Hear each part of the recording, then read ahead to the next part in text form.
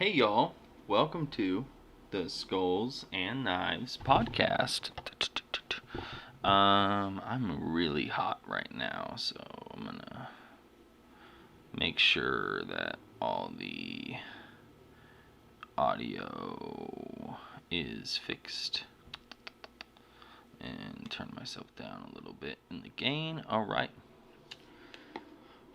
Welcome to the 420 episode of Skulls and Knives. We're also going to go live on Instagram right quick.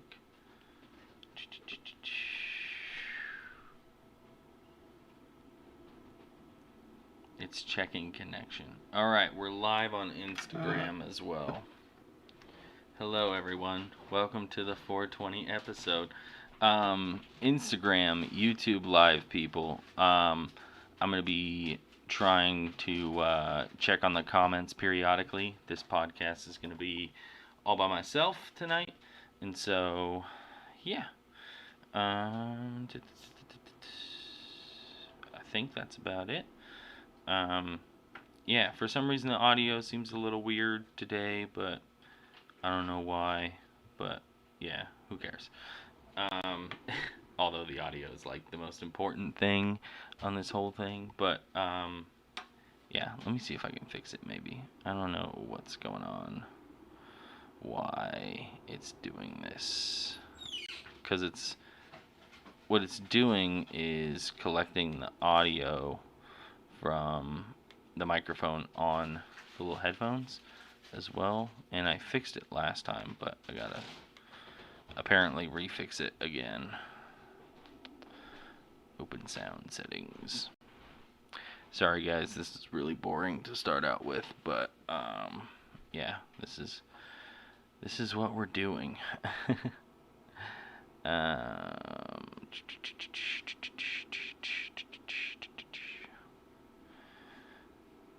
Anyways, manage sound devices. There we are.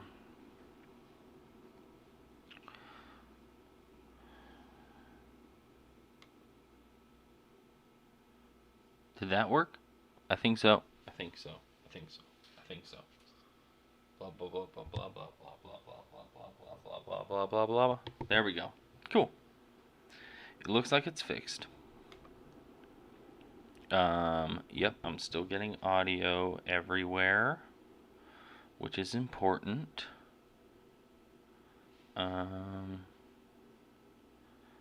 Yeah. Cool beans. So, anyways, welcome to the Skulls and Knives podcast. And happy 420. Let's just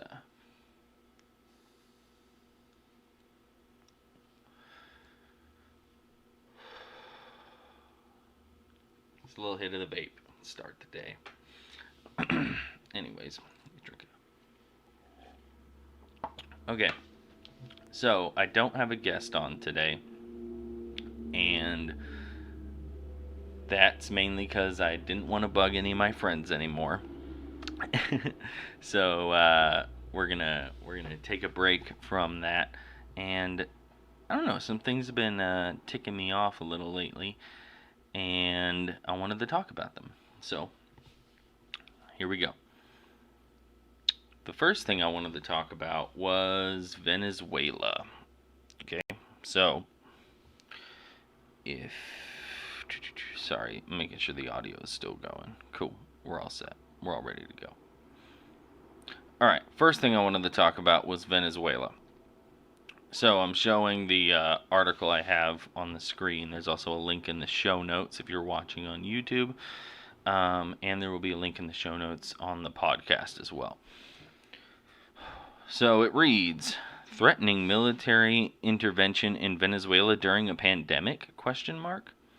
With cities in Venezuela under lockdown and the country struggling to address a looming public health crisis and yet another economic shock, it is clear that the Trump administration sees a new opportunity to exercise quote-unquote maximum pressure to try and achieve regime change. So, most of what this is, well, let's just go ahead and read it. Unbeknownst to most Americans, And as we grapple with this terrifying pandemic, the Trump administration is currently carrying out the largest military operation in Latin America in 30 years, and has made it clear that alleged Venezuelan quote-unquote narco-terrorism is the target. It is worth noting that the last development of a similar size took place at the time of the 1989 U.S. military intervention in Panama to remove General Manuel Noriega. President Trump announced the deployment at the beginning of an April 1st COVID-19 press conference. According to Defense Secretary Mark Esper, quote, included in this force package are Navy destroyers and littoral combat ships, Coast Guard cutters, PA patrol aircraft, and elements of an Army Security Force Assistance Brigade. General Mark Milley, chairman of the Joint Chiefs of Staff, added that there are, quote, thousands of sailors, Coast Guardsmen, soldiers, airmen, Marines involved in the operation. The announcement came a week after the U.S. Man, everything sounds... Nope. I think I fixed it. The cord was being weird. Anyways, the announcement came a week after U.S. Attorney General William Barr unsealed an indictment against President Nicolas Maduro and 13 other current or former Venezuelan officials. The officials were accused of, quote, narco-terrorism, unquote, and millions of dollars in cash rewards were offered for information leading to their capture, including a $15 million reward for Maduro, which is the current president of, I think I need to get a new mic cord. Anyways,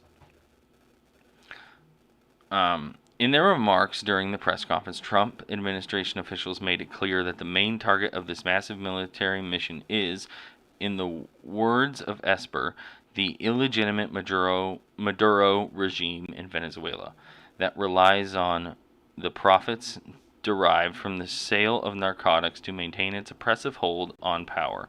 National Security Advisor Robert O'Brien said, quote, we will continue to execute our maximum pressure policy to counter the Maduro regime's malign activities, including drug trafficking.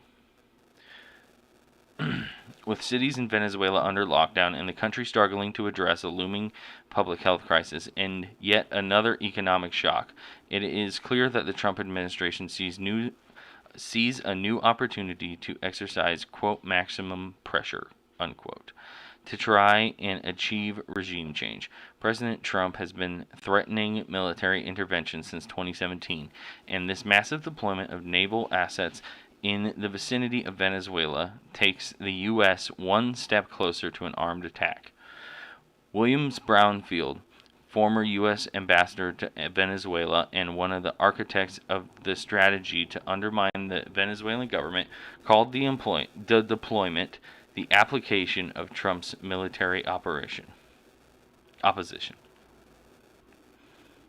According to Foreign Policy, the U.S. Defense Department opposed deploying such a great quantity of military assets to the Caribbean, especially at a time when the U.S. military is having to confront the spread of COVID-19, as witnessed recently aboard the USS Theodore Roosevelt. According to a former senior government official, Trump's decision to deploy these assets over the objections of the DoD commanders was driven entirely by, quote, politics. A senior official at the Pentagon and Newsweek that, anyways, it goes on and on and on and on. Well, not on and on and on. There's not that much left there. But anyways, I'll leave the topic up there. So let's go back to my notes real quick.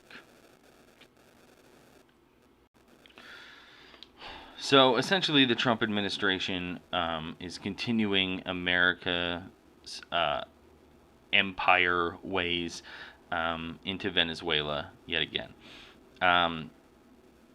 We saw this with when Maduro was put in office. We saw this with his re-election.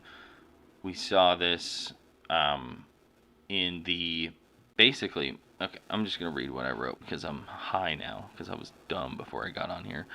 Ever since the USA has been meddling in Venezuelan affairs, including attempted coups, and we have seen play out in the latest Venezuelan election. When our guy didn't win, we backed him and recognized him as the president of Venezuela, not the elected Maduro. The UN recognizes Maduro. Once the USA siege on Venezuela, oh my gosh, I can't read my own type. I can barely read my own handwriting. I can't even read my own type. Then offering the people, okay. Once the USA laid siege on Venezuela and then offered the people quote unquote aid failed, we have now decided to designate Maduro as a quote unquote narco terrorist. Rather convenient, don't you think?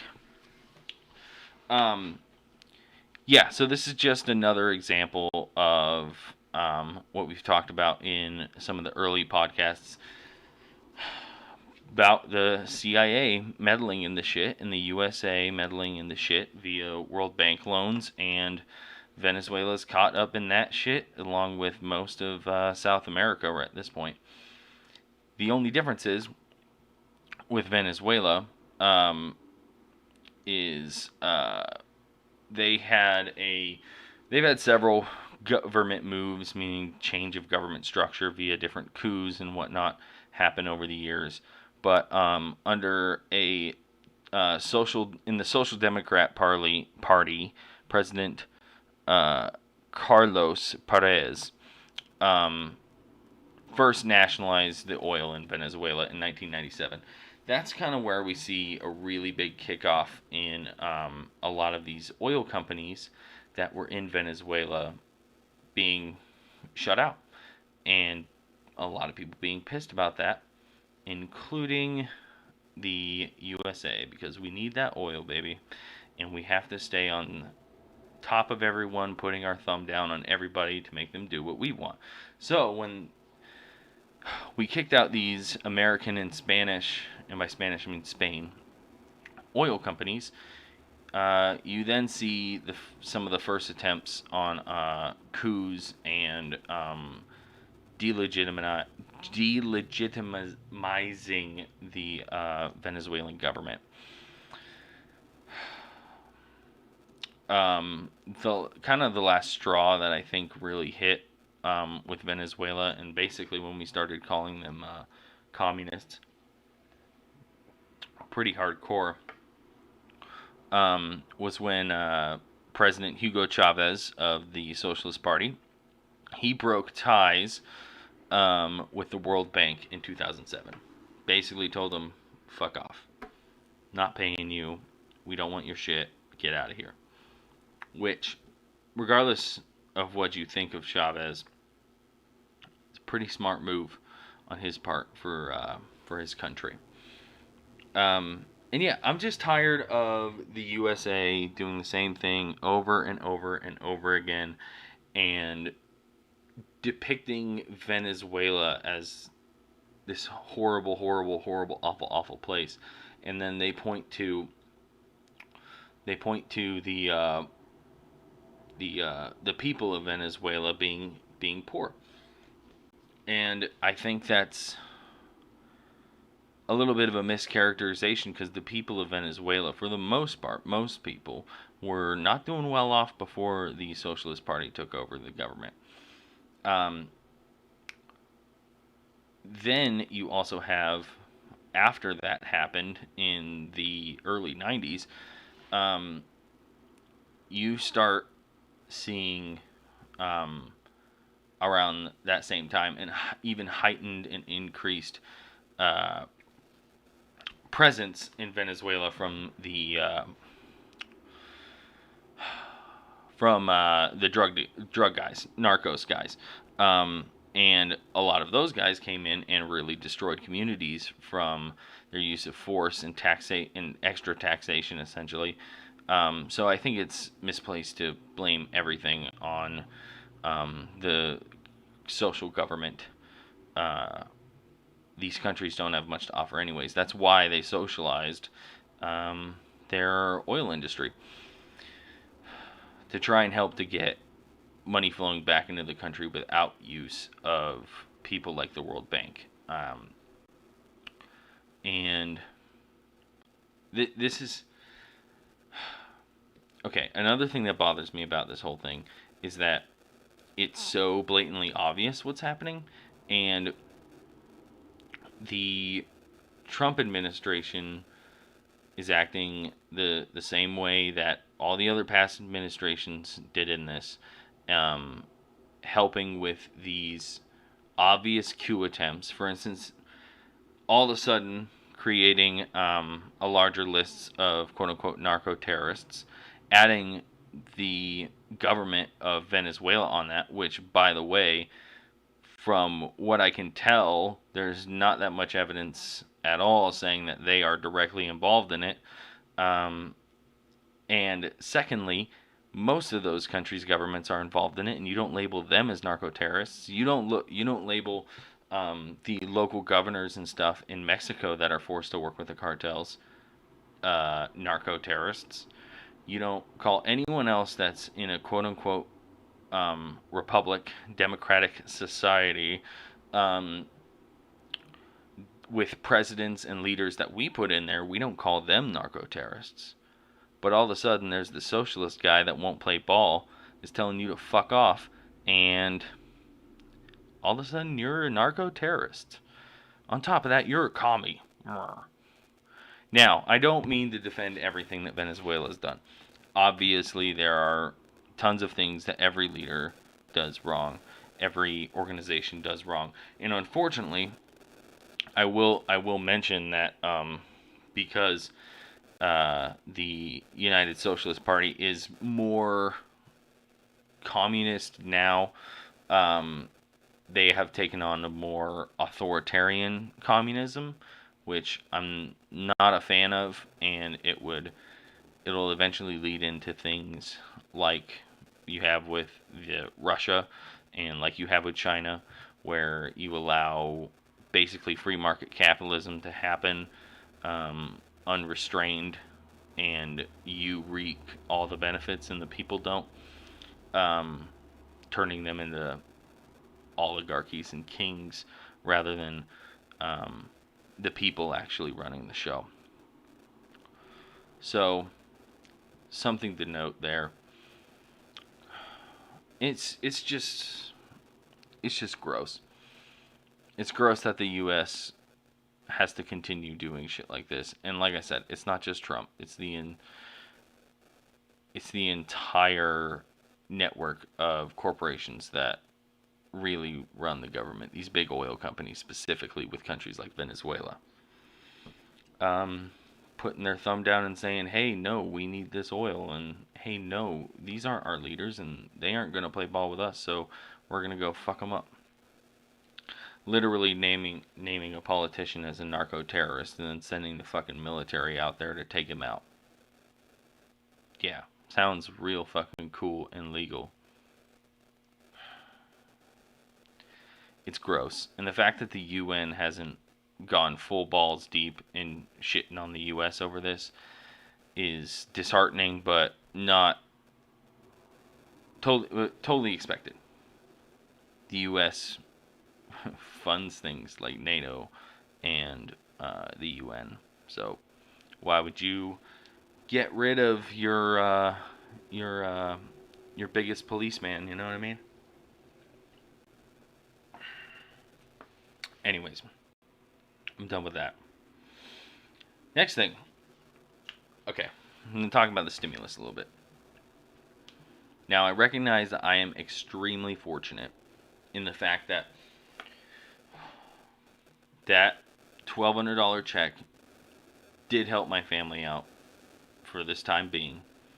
And I happen to be on unemployment and already have paid a lot into unemployment. So I'm set for a really long time. On top of that, because I happen to be on unemployment and qualify for it, I get pretty soon, whenever it starts exactly, that $600 extra a week on top of my regular unemployment, which puts me in the green and makes me very good, where I can pay rent and utilities and food and whatnot.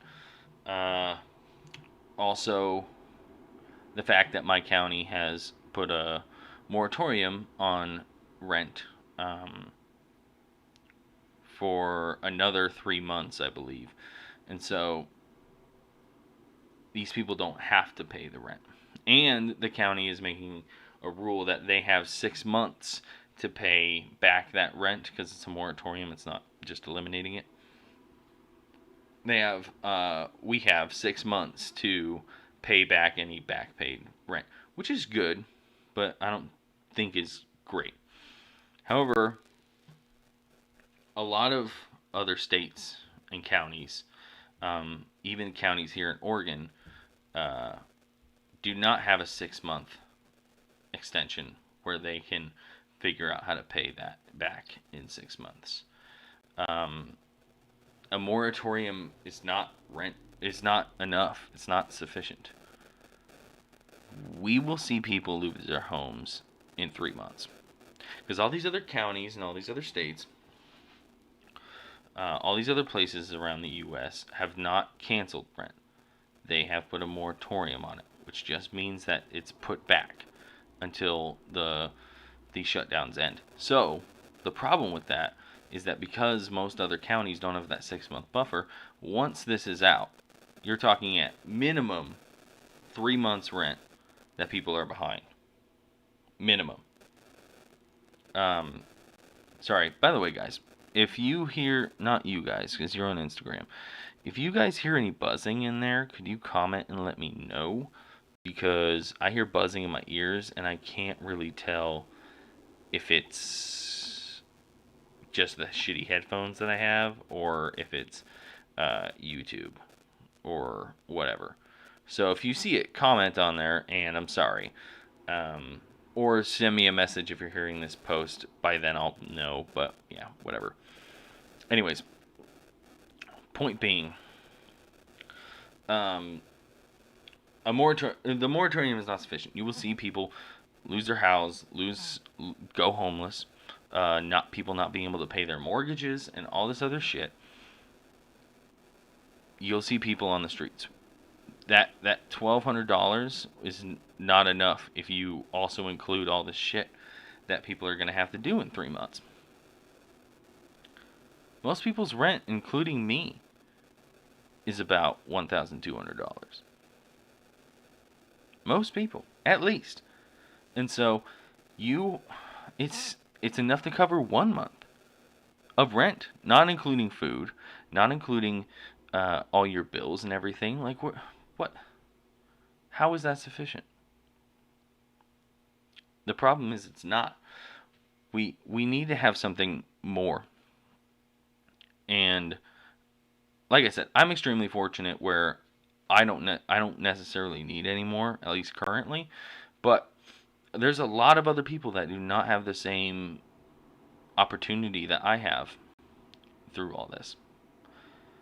And they're going to need some more money. Otherwise, they are going to be homeless. And we need to really, really think about that and actually get something done. Also, let's see. I kind of ramble on here. Oh yeah, there's a Republican senator, and I can't remember his name for the life of me, but and I was trying to find his tweet and everything, but I remembered that he's called the $1,200 for every household the cheese in the trap, which is something else to note on this stimulus bill. Man, dude, I do not know what's going on with audio. I might just take the headphones out so I don't have to. Yeah, I'm gonna do that. I know the audio is working, so whatever, and I don't have to hear anyone else right now. Okay, where was I? The $1,200 for a household is cheese in the trap. We got this little amount of money, which is ours, by the way. It's our money that they gave us. It's ours. All the money they have is ours. It's the people's. It's not the government's. It's the people's. It's taxpayer money. And we all got $1,200. Great, happy. Okay, I'm lucky enough where that's enough. I'm okay. What a lot of people don't know, well, they're kind of finding out now, is that that bill. I found out just a couple days ago.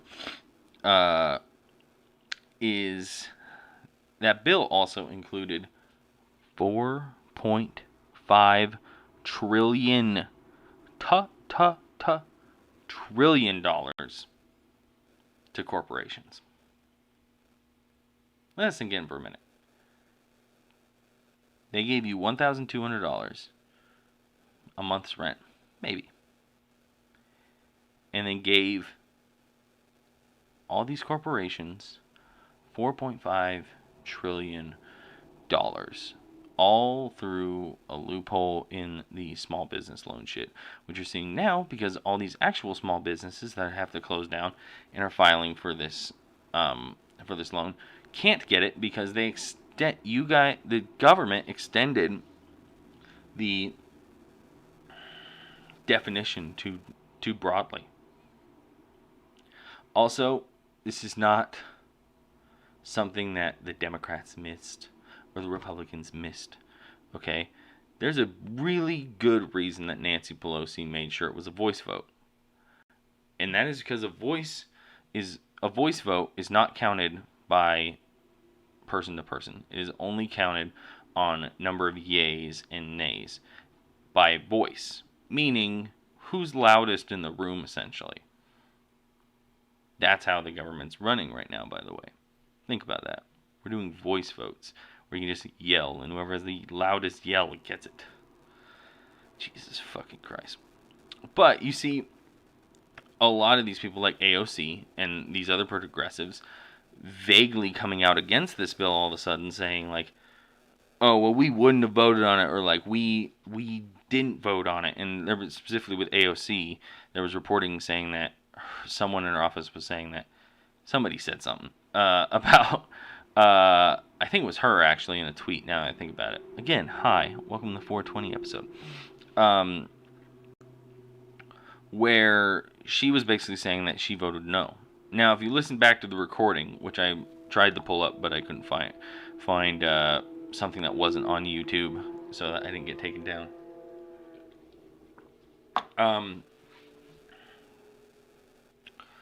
If you listen to it, it doesn't sound there's only like one or two nays voices in there that say no to that bill. And if this bill is as bad as everyone's saying it is, and which it is, I mean, you saw Bernie Sanders grandstanding in the Senate about it. Why didn't they actually do anything about it? Why didn't they actually fight for another week or so and actually get our stuff in? Why, if they're so progressive and think that Republicans are so evil and all this other stuff, and we're here for you and not for the corporations, why didn't they call for a rent strike? Why didn't they call for a general strike? Why didn't they call for a mortgage strike? Why didn't they call for a strike and say, hey, unless we get these people free health care and unless we get these people actual money that will actually help them, you can fuck off. And actually move all these progressives into something that's actually worth doing and actually sticking your finger up to the government. But no, they actually just bowed down to Nancy Pelosi, said their piece, and said, yeah, we want that. Yeah, let's go for it. Let's do it. Voice vote. It's not enough. It's not enough for a lot of people. It's gross, really, guys. Which kind of leads me into my next and I believe final topic I have so far. So if you have anything to comment or say, Instagram, YouTube, etc., please feel free to give your comments. Anyways, yeah, feel free to give your comments on all this shit. Going back to live stream, making sure everything's okay. Yeah, that's weird. It has it all pop up again. Isn't that interesting? Okay. All right. Next thing. Sorry, guys. Is voting. I will not be voting for Joe Biden, and I will not be voting for Donald Trump. I will be voting probably for Howie from the Green Party, because I don't know if I can consciously vote for Joe Biden. I think he's just as corrupt as the rest of them. I think he's given all this shit. By the way, if you guys haven't listened to, actually, I'm gonna pull it up right now so that everyone can listen. Instagram, you might not be able to listen, but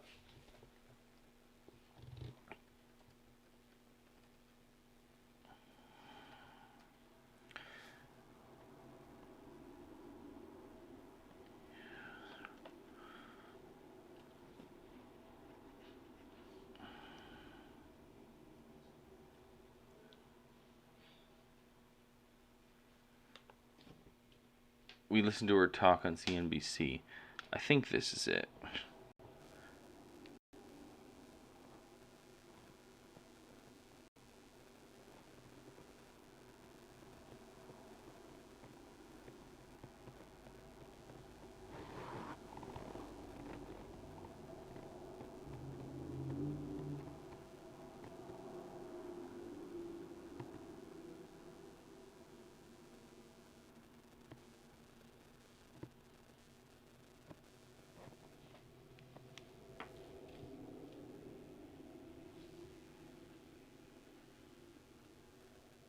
Let's see. I'm trying to figure out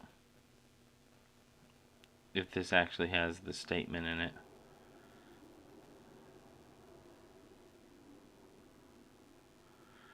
Come on, guys.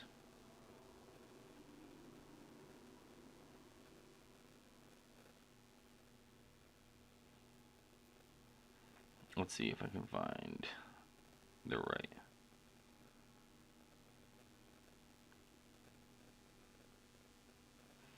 I can't find it. I don't know why. Here. I know who has it. I hope he doesn't mind that I use it. He probably doesn't, but it's the Jimmy Dore Show. He's the one who I saw play it, so I'm gonna pull his website up. You guys should go listen to Jimmy Dore, by the way, or watch his YouTube as well.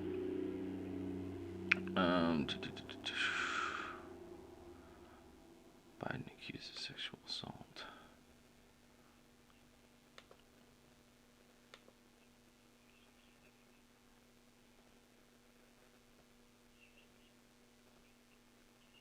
Sorry, guys, I'm finding it.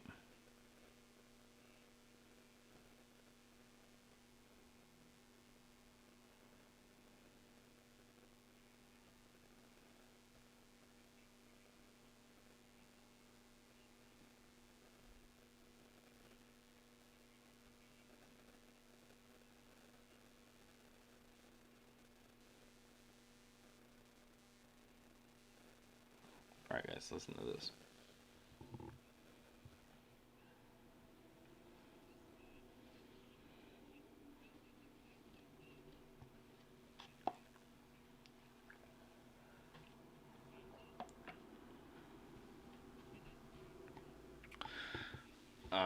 While he's going,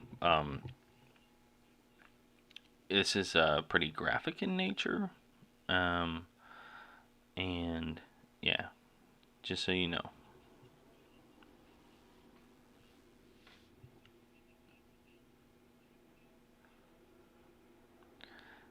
Hear that shit?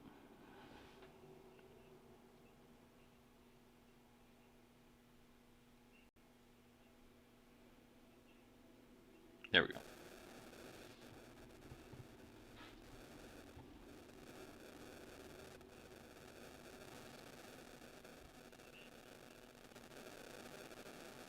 I'm gonna let this play, guys.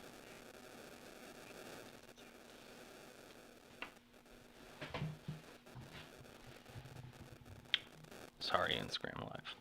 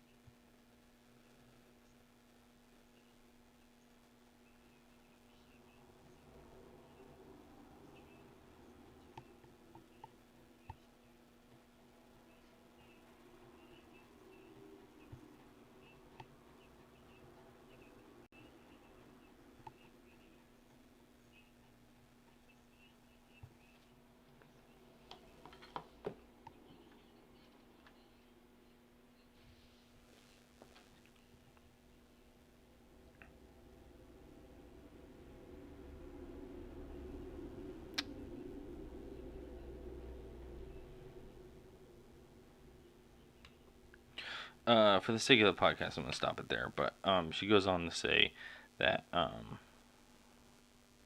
Biden says that you're nothing. Now, some may dismiss this as like, oh, it's just an allegation and, nothing's come of it yet. Although true, there has been no effort to have anything come of it yet. No one's taking this on. No one's indicting Biden to try and figure this stuff out. Same kind of deal with Trump happened. And no one's fighting to figure out what the fuck's going on. Whether or not her claims are real. Interview some people. No one but a few journalists. And you know what? It's hilarious how a lot of these big time members in the Me Too movement have deleted their hashtag Me Too shit off their Twitter so that they don't have to go back on it when they're talking about Biden. It's kind of gross. It's not kind of, it is gross. And it saddens me to see that people are still saying blue no matter who, when you have a guy that several people, this is just the one big one. I believe what I was reading, there's a total of 7 sexual assault allegations against this guy. We should be looking into this. And it's disgusting and gross to me that the left took up the Me Too movement as they should have and been like, yeah, like, let's fucking fight all this gross bullshit. And then once our guy does, I say their guy does, out. Yeah, well, we'll just pretend that didn't happen.